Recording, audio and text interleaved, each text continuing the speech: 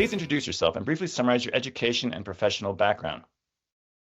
Hi, I'm Steve Bourne. I am a master's degree in civil engineering, which I got at Georgia Tech. There I focused on civil engineering, software engineering, and climate science, which kind of makes me a little unusual, but definitely leads to building a tool like Simulator, which we're going to talk about today. In terms of a professional background, this is my 20th year at AtkinsRéalis, which I joined right out of grad school. And during that time, I have built a lot of decision support tools and software like that, focused on a variety of subjects, all really kind of focused on planning and engineering. All right, so now let's talk a little about this simulator that you alluded to. So what is it and what is your role with AtkinsRéalis as its project director? Yeah, at Atkins, I'm a project director in general, which means that I oversee portfolios of engineering projects, which are focused on construction and design. With Simulator, that's actually something we came up with in 2010, 2011.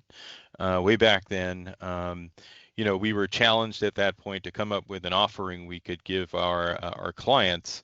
And we sort of pinpointed mid-sized cities as the ones we'd like to help to understand their resiliency and figure out what they could do about it. So we developed an offering which is really sort of focused on their master planning process and being able to stress test the master plans they were coming up with against what we knew about future climate and how that was going to change. So City Simulator was born out of that, and the idea with it is you create a digital twin of your city and you evolve it into the future, 80 years into the future, with projected climate change, and understand where the weak points are, even if you enact your master plan. And how can they be addressed? How can you incorporate resilience-focused solutions, things like elevating houses so they won't flood anymore, those kind of solutions, into your master plan, and therefore increase the resilience of your city. So I was instrumental in coming up with that idea and building City Simulator from the start. And I've been using it ever since in my role as a project director to do resilience studies and those kind of projects. So when you were starting, when we come up with this idea, why did you pinpoint mid-sized cities as well as resilience? What was was it like a market opening, or did that just kind of fit with what you were working on at the time? Yeah, our global CEO for Atkins, now it's called AtkinsRéalis, but then it was called Atkins. He came up with a challenge for all of the regions in our company. It's a global company called future-proofing cities. He said, okay, resilience is a word that's starting to be popular now. Our clients are worried about that, and across the board, not just cities, but runners at transportation departments and nuclear power plants, and almost everyone was starting to get worried about that. And this was, I was in the North American region in the company, and this was sort of our response to his challenge, the Future Proofing Cities challenge. Okay, and why mid-sized cities as opposed to small cities or larger cities? Or was that just a place to start, or this just where you went from? Yeah, we kind of figured that we needed to start somewhere. And clients at our company and their portfolios, they're very different, like what they actually need to do. So we needed to sort of, you never build anything if you go too general from the start. So we needed to sort of pick something and go from there. And we had a lot of mid-sized cities clients. They had a lot of very clear needs and objectives. And so we thought the idea would just work very well in the medium-sized city realm. Since then, we found that, like I said, every client needs a resilience assessment. So the smallest one we've done was one building in Florida for the Florida DOT, which was, essentially built very close to a floodplain. And we did an assessment of, what the building actually does is it facilitates assessments of vehicles. So it's a fleet assessment facility. We essentially modeled that process, trucks coming in, getting lifted, getting maintained, and so on, and then driving back out. And we modeled how much is that going to be interrupted over the next 80 years by flooding, basically from the river, from tides, from all the different sources that climate change is going to bring flooding. So that's the smallest one we've done. The biggest one we've done is the global supply chain, moving from Asia through the port of Prince Rupert and down to receiving hubs like Chicago, and all of the different climate change influenced events that'll impact that supply chain over the next 80 years. In that case, it was we were simulating every container of cargo essentially moving from Asia through that port and then down to receiving facilities for the next 80 years. So millions and millions of cargo containers.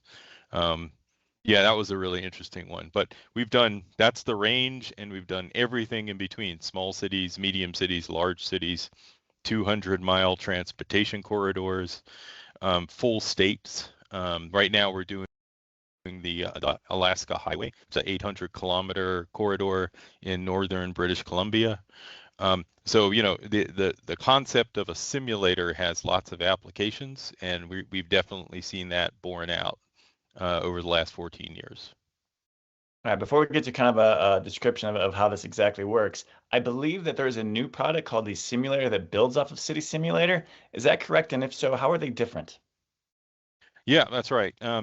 Simulator is sort of the upscaled version of City Simulator. Like, we had recognized almost from the start that we weren't just going to be modeling cities. So to say, okay, we see that you have, your military installation, and we're going to use City Simulator to evaluate it, it just didn't really make sense. So we came up with a set of sister products called, Seaport Simulator, Airport Simulator. But in our upscaling process, we've been taking the tool from basically just being a US-based tool to a global tool. We decided to, change the name and really sort of name it more what it is, which is a simulator, and put the tagline for what the application is at the end. All right, that makes a lot of sense to me. Now, this is going to be complicated, so feel free to take your time. But I'm hoping that you can kind of guide me through how a resilience simulation works. Is there like a digital twin creation? Where does all of your data come from? And why do you choose these sources? Again, that's very complicated. So maybe choose an example that you're very familiar with, and kind of run me through what that looks like when that simulation is done. Yeah. So there's a workflow to it. You kind of go step by step. We at AtkinsRéalis, we have teams of experts, of climate scientists, planners, engineers. They all follow this workflow using the tool. So the tool is really, a tool that we use within Atkins to do the work of resilience modeling. The workflow, it starts with essentially you say where in the world you want to do an analysis, and we have whole global databases of populated places like town boundaries and so on. So you start with a map of the world. Basically, you pick the point where you want to do your analysis. That starts bringing data in from databases we already have set up, the data about things like population, number of jobs, the transportation networks, and so on. So that's kind of gets you started. The next step is research. Very important in these studies to understand who's proposed resilience solutions previously, and what were they, and what was found out about them. So we have a whole tab within the tool where you can bring in the literature review and start to pick out projects that have been evaluated before. This actually plays a role in the final analysis when we do it. You have an assessment setup process that you do. There you can select things like if you want to do an analysis that's focused on a framework that's already been set up for resilience, something like the PIVC framework in Canada, which is a certain set of objectives and an objective way to measure your resilience. You can pick that, and from there on, the tool is sort of aligned to the requirements of that framework. And when it does its calculations, it does them according to the objectives and metrics that that framework prescribes. You could also pick what grant program you're going after in case you're compiling this report to go get a grant. And in that case, it'll put the results in the form that the grant's looking for. So it's very valuable to do that. After that, we get into forcings, driver forecasts is what we call them. This is the rainfall, the temperature, the sea level, the wind, these variables they're going to drive our simulation. That's why we call them driver forecasts. They are compiled by mixing historical data in the area that you're focused on. Say like we did City of Clearwater, Florida recently. So it'll pull the historical data for that area from databases that we're tapped into that are hosted by places like NOAA, NASA, USGS, and so on. It also pulls in global climate model projections of these variables, future rain, future temperature, and so on. The tool provides you capability to blend those two things together and make a daily forecast of each of those variables, which will become the forcing, the drivers of the simulation. So that's one thing you need. The next set in the workflow is the digital twin part. Where we're doing very exciting stuff at this point. Traditionally, what we did was, the digital twin for us for a city is usually the buildings, the parcels, the roads, the utility systems, the people. City simulator, I'm still getting used to saying it, is actually an agent-based model. So there's 1 million people in your city. We have 1 million avatars rolling around in our simulation and doing things.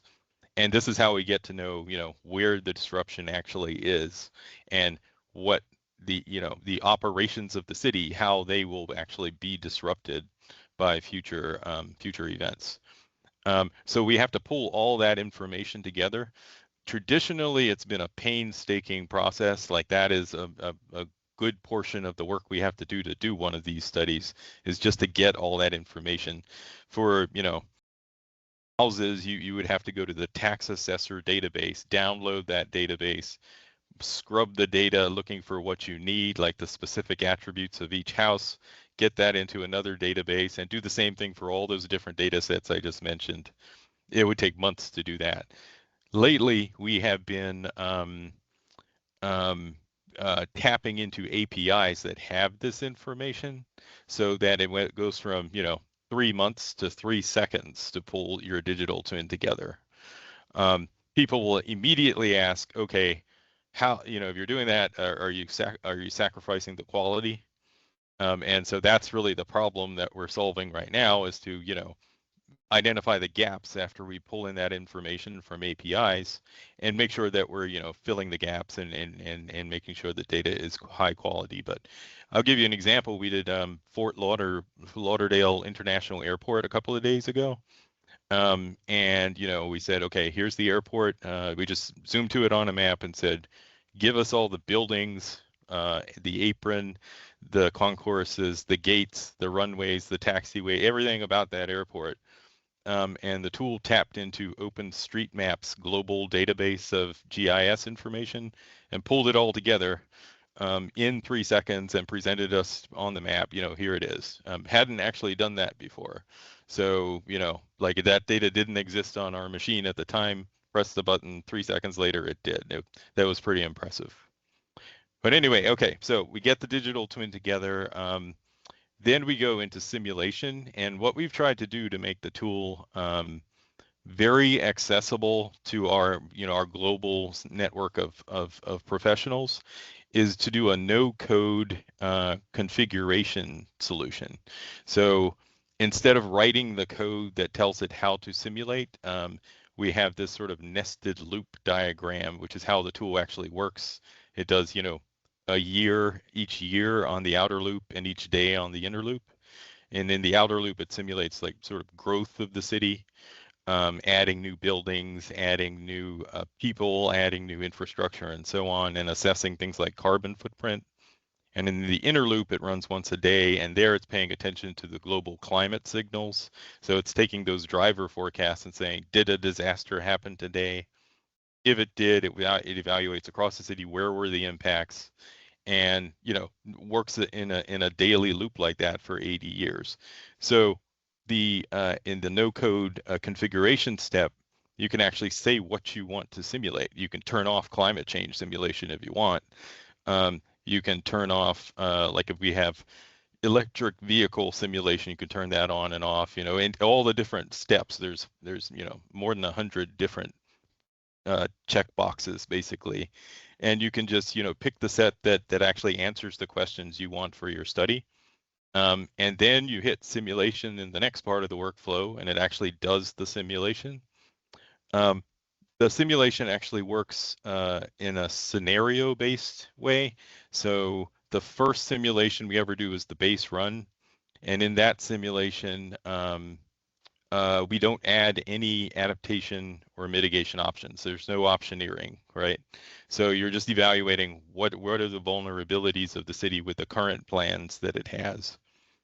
So you can run that, and then you can start to run other simulations where you add in new adaptation and mitigation options. It works like a toolbox. So we essentially say, try out elevating homes, acquiring homes, planting trees, economic development zones. We can actually pick which ones we want. And then the tool, when it runs the simulation of the scenario, tries every combination essentially of those efforts. So every house in the city, we try to elevate it if needed. Every house we try to acquire it if that makes more sense economically, and so on. And it finds the best set of solutions for the budget that you have. So you say, I have $50 million a year, figure it out.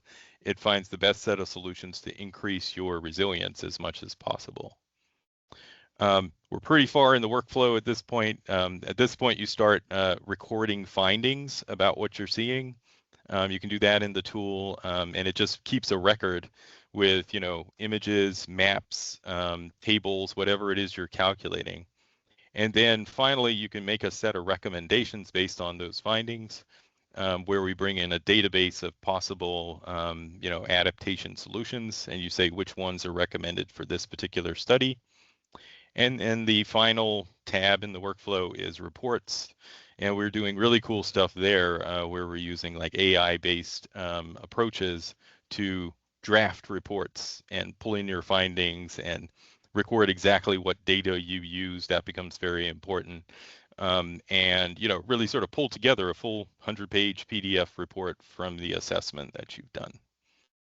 So that was a lot of workflow, but but that's actually what we do when we do these studies.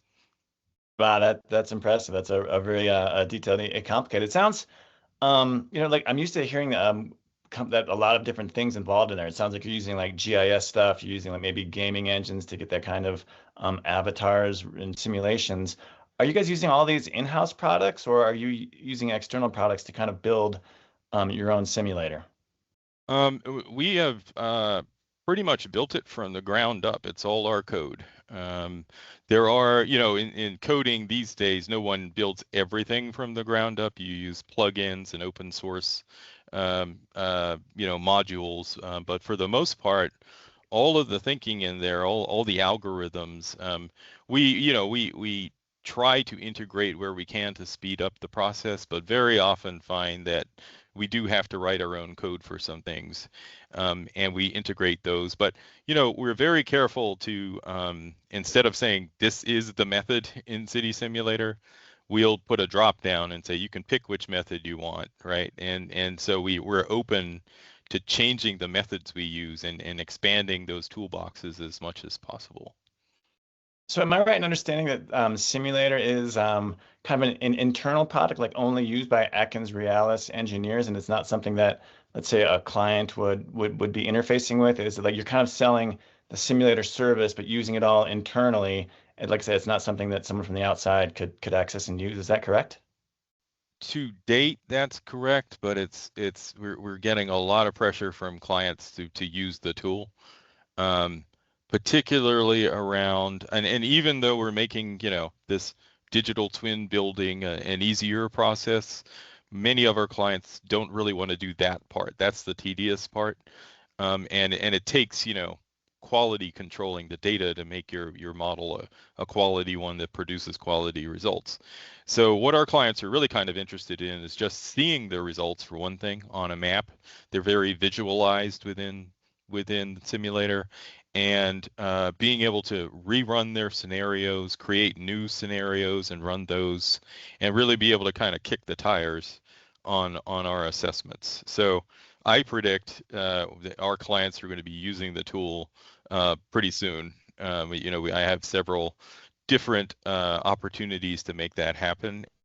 Maybe the most exciting one is we're working right now with a group of students from Columbia University, which is one of the premier climate science focused universities in the world. They want to use City Simulator to do a New York City study on heat and flooding in urban and high traffic environments. And they want to use simulator to do that. So we're myself and another colleague at AtkinsRéalis, we're advising them on their capstone project and hope to allow them to use simulator to do the project.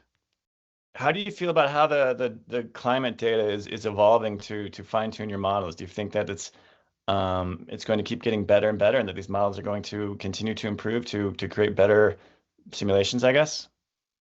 Yeah, absolutely. As computing power grows and as interest in the subject grows, which it's 100 times more interest in climate science right now than it was when I was doing it at Georgia Tech in the 90s. Just enormous interest in the subject. So as all that's grown, the the resolution of the data sets, they've gone from 200 kilometers down to 50 meters, that kind of thing. The skill sets that are used, I mean, the algorithms and their precision and complexity has grown substantially. And it's a very open science kind of world. So if you have an idea for an algorithm, you can implement it, and that there's been a lot of that as well. So the choices of interpretations of the future has really ballooned. And for the climate scientist doing a resiliency study, that's really helpful. We kind of go with if there are 50 opinions out there about what the climate's going to do, and 47 of them agree with each other, that's probably what the case is. And so having the 50 opinions about what will happen in the future. In the 90s, there was one opinion. So going up to 50, it really actually helps with just making the studies more helpful and more valuable. It sounds like you're pulling in an incredible amount of data from a wide variety of sources. How are you, quality controlling the data that actually gets into the simulator and making sure that it's good and useful?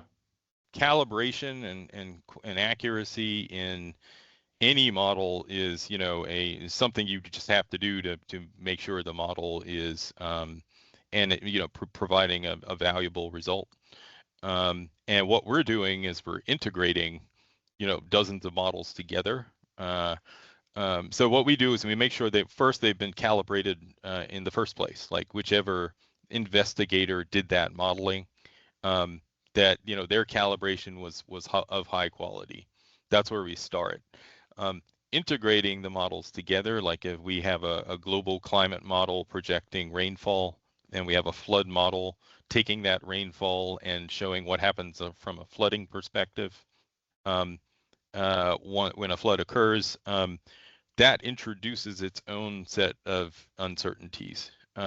So what we do is we try to compare it to reported flooding or reported impacts of disasters in general. So we can take our simulation, put it together. It'll say this is where it thinks the flooding is going to happen, and we'll use this flooding as a hazard example. We'll then, our clients like the North Carolina Department of Transportation, for example, after a hurricane, they send out drones to record where did the flooding really happen, right? And so what we do is we compare our projected flooding to the drone footage. And you'd be surprised, like we'll do an entire corridor 200 miles long, zoom into a specific place where it floods, and the polygon of the floodplain that our model made matches almost exactly to the flooding in the drone footage. That's one type of calibration. Other parts of our model, they're predicting things like the number of trips on a road, the amount of freight revenue being generated. There's lots of different metrics. We try to compare to all of those and make sure we're as close as possible to what's been recorded. In the end, though, it is the future, and the quote is, prediction is very difficult, especially about the future. I think that was Niels Bohr. Very true here. We take a very pragmatic view of that and say, let's look at the worst case and make sure that whatever we're recommending here will handle the worst case. So we're less focused on what exactly will happen in the future, and more on what do we need to protect for. So that's a very pragmatic way of looking at it, and really kind of serves to help both us and the clients in putting these assessments together. Okay, so I'm wondering, after the simulation is done and you've created this amazingly detailed report and recommendations, what happens next? Are free to take your report and have someone else make the designs or construction, or is it kind of because Atkins supplied the simulation, are you expected to be the one who takes that next step for them? Oh, it's a mixed bag. In many cases, no. I mean, public entities will disengage one activity from the next, and it's whoever provides the best proposal is the one who gets the work. And in some cases it's actually, I don't remember a case where we were hired to both do the resiliency study and then do the follow-on construction work. That doesn't regularly happen, no. But I like to think that from doing these analyses, we build an incredible understanding of the transportation corridor or the city or whatever we're studying, and that gives us an edge in winning the next projects down the line. Just being able to build something like simulator, I can just give you sort of a personal viewpoint. It's really exciting to do something like that. You hear of, and I actually, I have 20-something kids, and they had climate anxiety growing up, and you hear that's not an uncommon thing. The thing that was missing, that from my kids and certainly from society in general was, is there something we can do about it, right? So being able to provide something you can use to do something about it, that's been extraordinarily rewarding in my career, and I just wanted to give you that sort of personal viewpoint on it.